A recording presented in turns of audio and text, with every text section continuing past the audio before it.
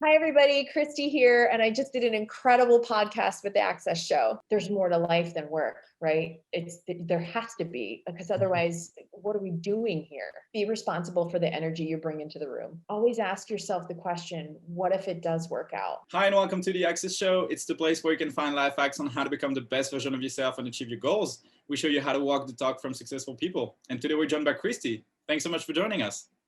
Hello, hello. Thank you. I am so grateful to be here. This is so much fun. All right. So can you give us a quick overview of what you do for the viewers? Yeah, sure. So I'm Kristi Data. It's so nice to be here. And to all the listeners, hello. I hope you're having an amazing start to your week. I live in Tampa, Florida in the United States, and I am, I guess, a fitness lifestyle junkie. I also have a wellness and well-being online business. I also work in the functional medicine space and sell franchise opportunities in the United States. And then I also have a medical device career, and that's pretty much it. You got a lot of stuff going on.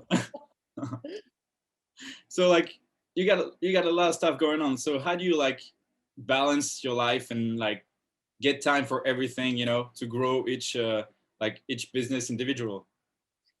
I do a lot of time blocking. So I set aside specific times a day when I need to focus on my nutrition and well-being business, and then also the other things.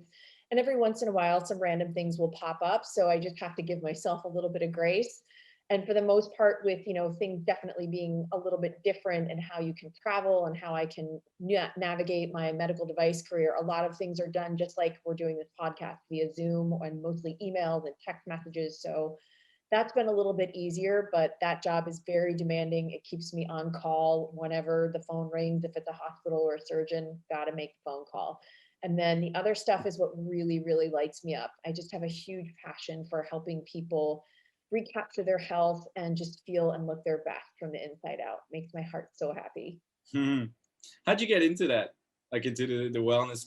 I mean, kind of Yeah. all your life revolves around that, but how did you decide to take the step to actually make it like a full-time, not a full-time thing, but yeah, like So something. for me, yeah, for me, it's becoming a full-time thing in the next few months for me, which is fantastic. I'm going to be letting go of some of the things that just have given me great life experience, business and sales experience, but it's now time at the time in my life where I really want to put my energy and efforts into things that can serve multiple people versus serving a company's bottom line. Mm.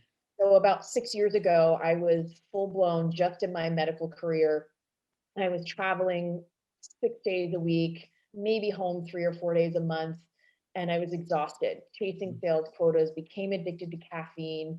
I mean, it just was nonstop go, go, go. And a friend of mine just kind of pulled me aside and said, listen, you need to take care of yourself and your health, because at this pace, you are not going to be, you're going to fall apart. You're going to burn out. So after just really shifting my nutrition, getting some personal development under my belt, it was just a game changer for me. It didn't happen overnight. It's still a continuous process. But when that particular person just looked at me and said, I care about your well-being, and I see the path that you're going down. And I just thought about that. I'm like, wow, I didn't even recognize that in myself. And as time got on and I got more into personal development and really just loved what I was doing myself, I'm like, I want other people to feel this good. I want other people to realize that they have the opportunity to make a few lifestyle changes, and that could just become a butterfly ripple effect in their life and impact the way they show up for their families, their husbands, wives, friends, work colleagues. It could be a complete game changer for their life. And once I started to get a little bit of taste of that fulfillment and watching people actually feel better, I was like, this is it. That is what I want to do. So that's how it got started. And do you work on getting like being more self-aware now? You try to listen to your body and see how you feel, get better, grow, all that. How do you work with that? I would say for me, I'm very, very in tune now with how my body responds to specific workouts, environments, people, just everyday things that happen. And it's funny, just before we got started, my roommate just walked in and we were talking about, I was feeling a little off last week and so was she, and she ended up catching a little bit of a head cold. And I'm hoping that that's not the case for myself, but I pay a lot more attention to my body now, as where in the past I was a Division I athlete at a big university here, and it was just, that no pain, no gain Yeah. kind of mentality, right? That just muscle through it and push through. And I've done that in the past for a long time, and it's landed me in some pretty unhealthy situations. And now it's a non-negotiable for me to make sure my health is first.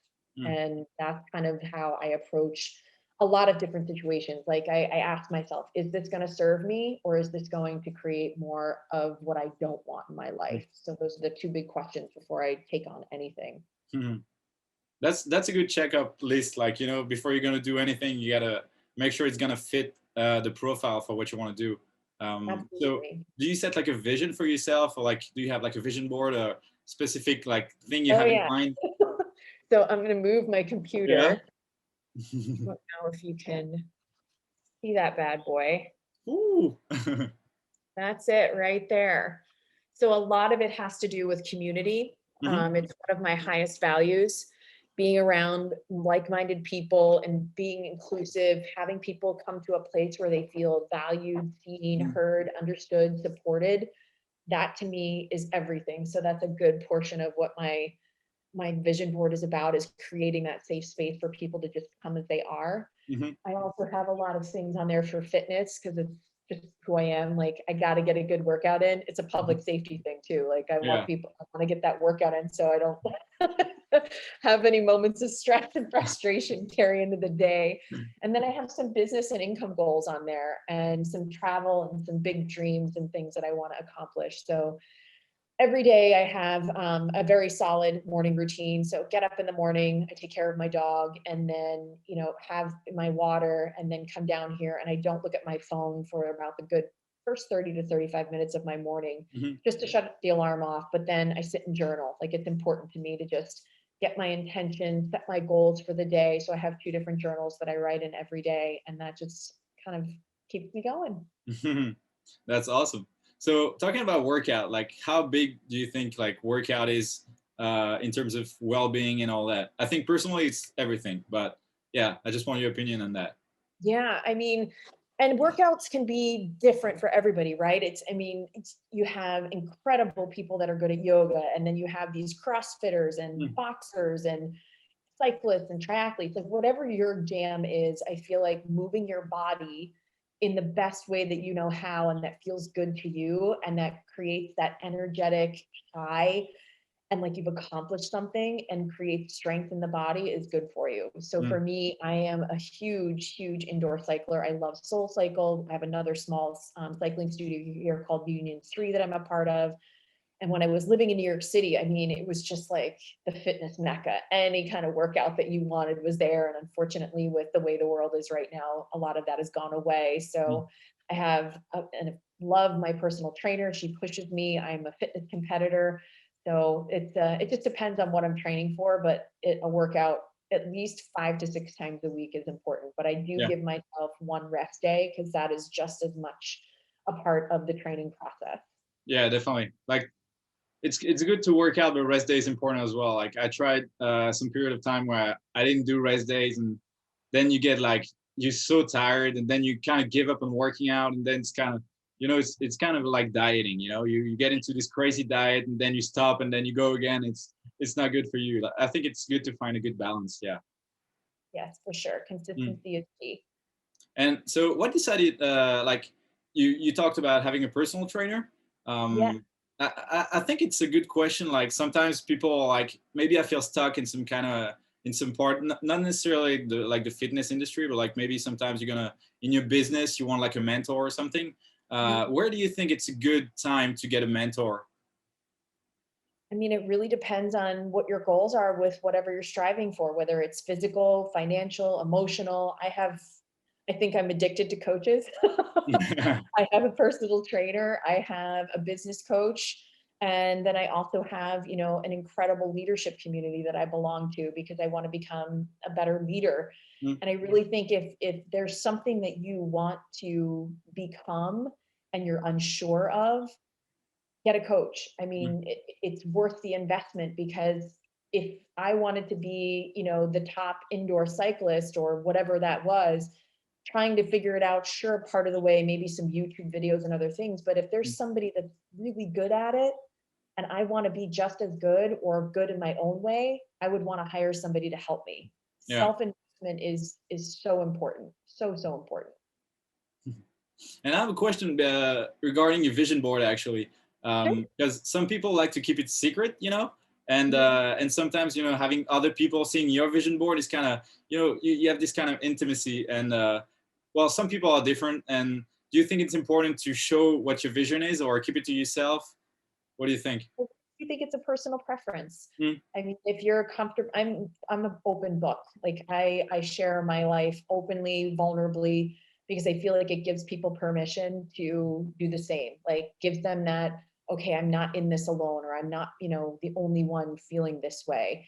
So for me, if, and I did share my vision board on my Instagram page. And for me, if it inspired somebody to create one for themselves, because maybe they've never done one, then that's fantastic.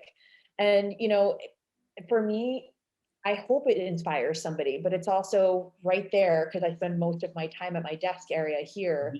And every day I just look up at it. I'm like, okay. And then I have a little mantra every day. I look for ways to live my vision. So I want it front and center. Yeah.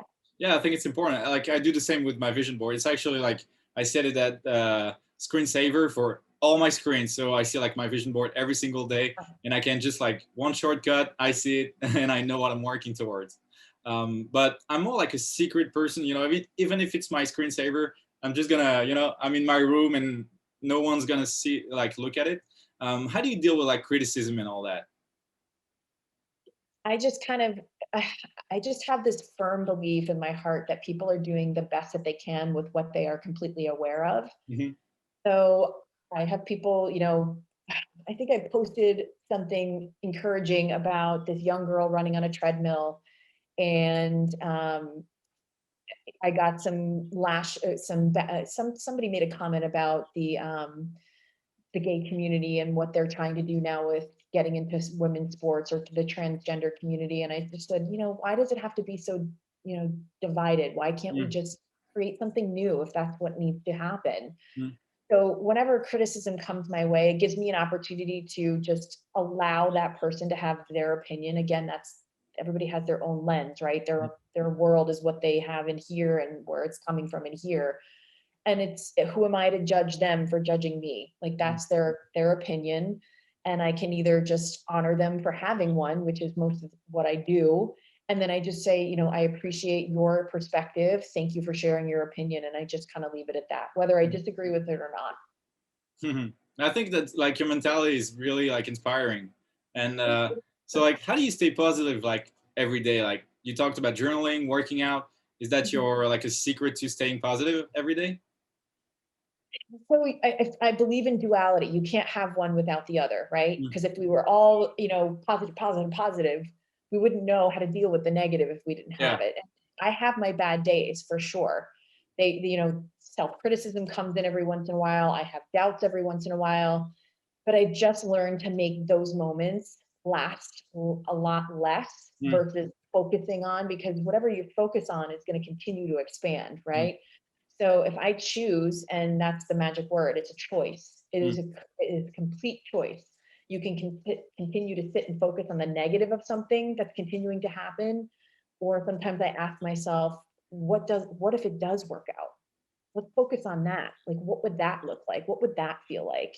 And when you start thinking about all of the things that could happen and visualize, wow, this could be something amazing, your energy changes, the way you speak, your voice inflection, your body language, all of it shifts. And the more you practice that, it's like a skill. You get better at it. That's just what I do. Yeah, I think it's a practice. Like you just get better every day, and you deal with your own stuff, like, and then you get better at dealing with like the bad stuff too. Yeah, for sure. Yeah.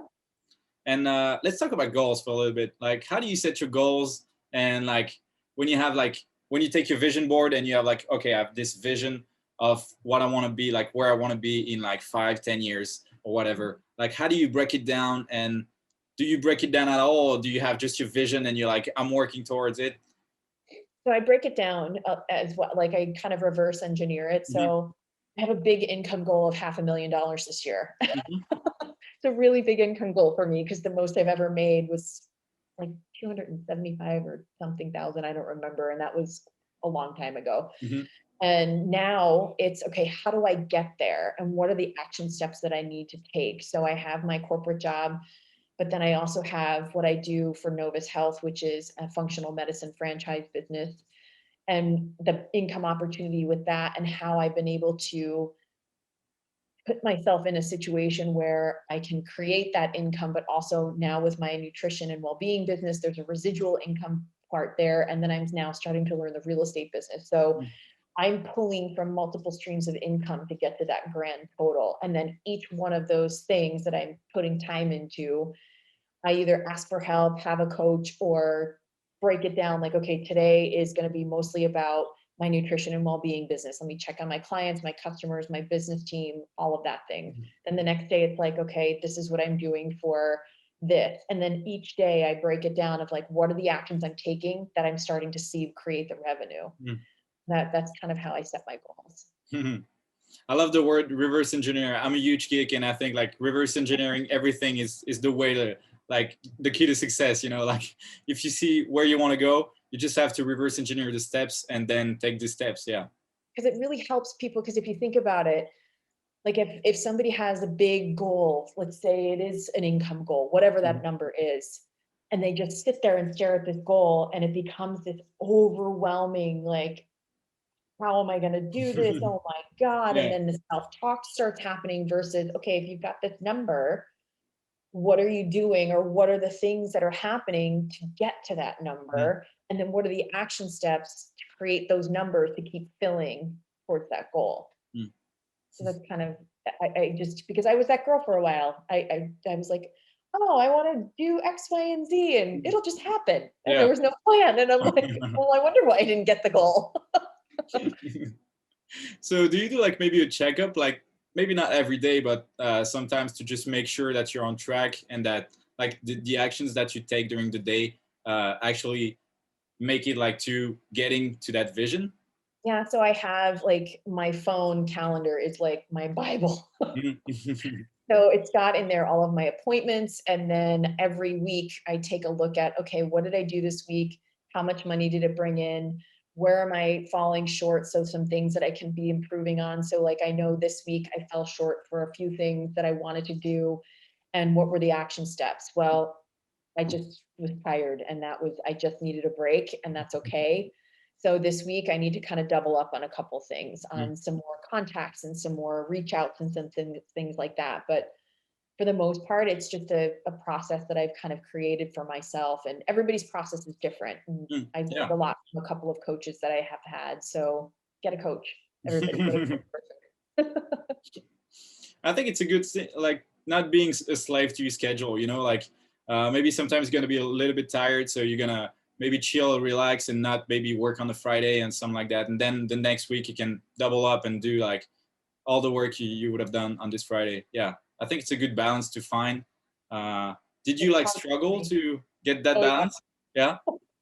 So my new business coach and I, we had a session last week, and he's like, so when are you going to schedule like a complete day off of nothing, like no work, no social media, da, da, da, da. And I go, probably never. And he's like, Kristi, we need to reel it in, because what's going to happen is, and this is another learning lesson for me, because I am just driven, go, let's go, let's go, let's go. I don't have kids. I'm single. I have a dog, and I don't have all of these other things to worry about. So for me, it's like, why not utilize my time to work? Why not utilize it to work, to work, to work? So what I've just noticed is it's unrealistic. It's unrelatable. And when I go to try and share what I love to do and talk to people, I've even had some people say to me, I can't do it like you. So I have to kind of take that into consideration as well. One, it's going to create burnout. And two, it's actually going to impact my business in a negative way. So that's kind of the reminders of like the questions I said earlier. Is this going to serve me, or is this going to hurt me down the road? And talking about success a little bit, what is like your vision of success right now? And what was your vision of success like 10 years ago? Did it change? You know, do you think it was like, do you thought Like what? it was going to be better, or? So I feel like what I got from my parents was stay with your job, climb the corporate ladder, get that 2 or 3% raise. Like that's the way, that's success, right? Yeah. Work, and hit your goals and all the things. And it worked for a while. Like I'm beyond grateful for the work ethic my dad gave me and what the example he gave me, but there's more to life than work, right? There has to be, because otherwise, what are we doing here? So 10 years ago, it was, okay, I want to make a 6-figure income. I want to be a sales executive. I want, to have the nice things and da, da, da, da, da, da, da. Well, I did it and it was miserable. Mm. I was constantly working. My marriage ended up falling apart. I was flying around the country like a lunatic, constantly in and out of hospitals and running and running and running, and at the sacrifice of the other things in my life. So now 10 years later, my vision of success is to continue to grow as a human being, but above all else, help other people grow and serve them. Because at the end of the day, having the nice car and the house and the stuff, great. Mm. But what about helping somebody else achieve that, their own personal form of success, which could be maybe paying their monthly bills or, losing 15 pounds so they feel healthier. That to me is what success looks like now, is just watching other people just get a little bit further ahead in the things that they really want in their life. Mm. Yeah, I think it's very noble too, like to be able to help people, and if it's what you like to do and you're able to help other people, it's the best of both worlds. Mhm. And what do you think is the best advice you ever received from a coach, and maybe that helped you? You had this aha moment in your head, and you were like, oh man, yeah. Be responsible for the energy you bring into the room. Mm. Oh, that's good. Yeah. Because we've all been at that party, right? Where that one person walks in and you can definitely feel like the, Yeah. oh man. Or that other person walks in the room and it's just like so exciting. And yeah, so I've always been taught to just be responsible for the energy that you bring in the room. Mm. And so your business, your wellness business is pretty much your plan B right now, right? Yeah, for right Okay. now. It's transitioning into my full-time, which is going to make it's just, I can't wait, because Mm. I feel like I have a good system with it being my side hustle, Mhm. but it's, I can't imagine how amazing it's going to be when it's like my full hustle, not my Yeah. side. And how And many more lives and people I get to meet and change and impact and help. Like, it's just, I think that that's what the world needs right now. Everybody's craving community. We've been penned up and quarantined and all the things. And, I don't think anybody expected in less than 365 days the complete change of how we operate as human beings. And, I love this, like this to me, you're in a different country on the other side of the ocean, and this is fantastic.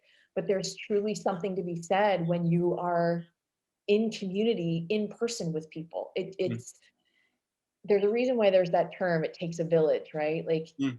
community is what helps us thrive. Human beings aren't meant to be isolated and locked away. That's how some of the greatest things that we've ever experienced in our lifetimes have come about. Teams of people coming together to make it better. Mm. Yeah. So like, how do you deal with like obstacles? And it's a good segue into that. Like, when something bad happens in your life, do you just like wait? You try to like analyze what's going on, and you're like, all right, let's be positive. Let's see like how we can find a solution, or how do you deal with that? Well, it really depends on the obstacle. Yeah. Yeah, it's a there, pretty there, wide question. Sorry. so, sometimes I definitely get a little triggered, like, oh God, oh my God. Mm. But then I just remember to take a deep breath and just like, okay, it's happened or it's happening. How can we navigate what's in front of me at this very moment Mm. and not go down the what if rabbit hole. Oh my God, what if it does this? What if it does this? And then you just perpetuate this insanity, right? Yeah. So I've really become good at taking a deep breath before I make a reactive decision, and just kind of sit for a second and be like, okay, obviously, let's just say the house is on fire. Instead of Mm. like panicking and going crazy, okay, what do I do first? Call 911, get my dog out, like just be a little methodical and breathe Mm. when you can. Obviously, if there's some other extenuating circumstances, there's a life-threatening thing, obviously move faster. Yeah. But when it comes to, oh my gosh, when it comes to, some people that I've tried coaching and they return their products, or they are unhappy, I don't take it personal, because they're experiencing Mm. something that Yeah. may not have anything to do with me. And then I just take the time to like, hey, what can I have done? What could I have done to been a better coach? Yeah. What could I have done to, given you a better experience? Will you give me the opportunity to try again? And if not, then I just have to be like, okay, so it's not their time, or it's something that has come up for them that maybe it's not their time for them. Mm. And I just let it go. Because I think if you focus so much on the you part of the situation, instead of like, how can I look at this from a learning perspective, Yeah. it can destroy you. Yeah, It for really sure. can. Mm. And talking about learning, like how do you keep on learning new stuff and growing as a person? Do you try to find like new books to read on like mindset and all that, or do you try to Yeah, get out of your comfort zone? What do you do for that? so that's my library right behind. And I love like mindset things. I love reading leadership books. I love reading, what else is up there? I got some nutrition stuff up there Mm. just to kind of stay on my game. But to be really honest, I love finding on social media people that have like just created this incredible message and movement, Mm. and how I love studying the consistency of it, the methodology of how they put their messages out there. So I'm a huge fan of Tom Bilyeu. I don't know if you know who he Yeah. is, from Impact Theory. That's one of Hmm. my favorite podcasts. I love his wife, Lisa Bilyeu, and how she Yeah. is so connected to women. And that's a big thing for me too, is just women loving who they are in the skin they're in. Mm. And I love just paying attention to the different things that they're doing. And then I either try and emulate it, or I share their messaging because it's not my own. Hmm. But then I just do my best to, if I want to learn something, I find people that are really good at what I want to learn at, and I'll reach out to them and say, hey, I would love to learn this technique, whatever it is. What are your biggest tips to get started? Mm. Like, I'm not afraid to ask questions. I used to be, but not Yeah. now. Mm. So like how do you find the balance between consuming social media and getting shit done actually, like there is always this line, and I've been like at both extremes in my life. At some point I was like 100% social media, doing like almost like community management stuff, like growing social accounts and all that. And at some point I was like, you know what, I'm out of social media and I'm gonna stop forever. And now I'm trying to find like the right balance, but how do you deal with that? Well, I give myself like 15 minutes a day of just like, let me check on my friends, let's Mm. watch some stories, Yeah. like check things out. And then I definitely go to the pages that inspire me, because if I need a little oomph for the day. Mm. And I love reaching, and that's how I've connected with a lot of people, asking them questions. And every Wednesday I do on Instagram a Woman Crush Wednesday live interview. Hmm. And that's how I find some of the, just like how you found me, that's how Yeah. I find inspiring women to interview. And we do it on Instagram Live. And I'm a huge fan of this Clubhouse. I don't know if you're on Clubhouse right now. No. I love it because it takes out that, God, am I putting up the right picture, or am I writing the right content? Am I Mm. using the right hashtags? And it's just good old fashioned conversation, Mm. right? Yeah. And I think that's an old art that's died, that seems kind of new now, right? Yeah. And I'm learning a ton. So that's another place that I find my education in, is, some of these Clubhouse rooms have incredible speakers on amazing topics like branding and, mindset things, and how to 10x your business and all of these things. So I feel like social media, it's how you view it, right? It can Mm. either be an energy sucker and you go down the rabbit hole of like checking everybody else's life out, or you can utilize it as an education tool, a tool of inspiration. And it's how I connect with people. It's pretty cool. Yeah. Yeah, I think it's a tool, and you have to use it for what you want, and like based on your needs you got to adapt. It's not going to be the same for everybody. Maybe sometimes you like, some people want to spend like an hour on that, it's fine. Like maybe it's 10 minutes for you, and it's good too. Yeah. And so like, how big is networking in your life, and like reaching out to new people and all that? Everything. Yeah. There's a friend of mine always reminds me of this. He's like, your net worth is the size of your network. So for me, I'm always curious about how entrepreneurs got started, how women have created the lifestyle and the businesses they have. And I just like hearing people's stories, like what inspired them to be who they are. Like, Yeah. what was it? You know, what are some of the things that they've overcome to get where they are? What are some of the things that, you know, they would, you know, wish they knew back then that they could teach somebody now? Like, I'm obsessed with it.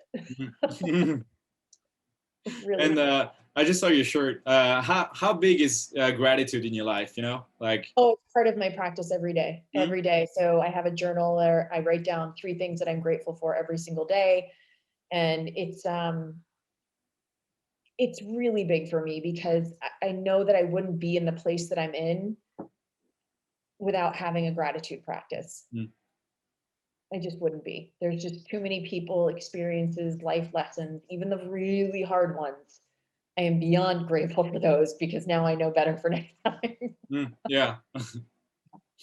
All right. I don't want to make it too long, but one last question. Like, if you have, let's say, one advice for young entrepreneurs, or not necessarily young, I think there is no age to start a business. Like, do what you love, no matter what age you are. And I love taking examples. Like my cousin sometimes is like, all right, you should start an acting career. And yeah, like there are like tons of actors who started in their like 40s, 50s, 60s, and they're like so famous right now. So, all right, one advice for entrepreneurs that are starting out there. Always ask yourself the question, what if it does work out? Like, what if it does? And don't be afraid to ask for help. Yeah. That's awesome. Thanks so much. All right, it's promo time for you. So you can promote your channel, promote your social media, all that. Let us know what you got going on in your life. Sure. So you can find me on Instagram at @KristiData. And then I also have a website, kristidata.com. And I am also re-energizing and starting up my Girl Gang Evolution Women's Empowerment Event Company. I had to put her to sleep for a little while all events and people were told not to be near each other. But, you know, hopefully that's going to change a little bit. And then I am also available on Facebook. It's just Kristi Data. And you can reach out and send me a direct message. I would love to connect with you and see how I can serve you best.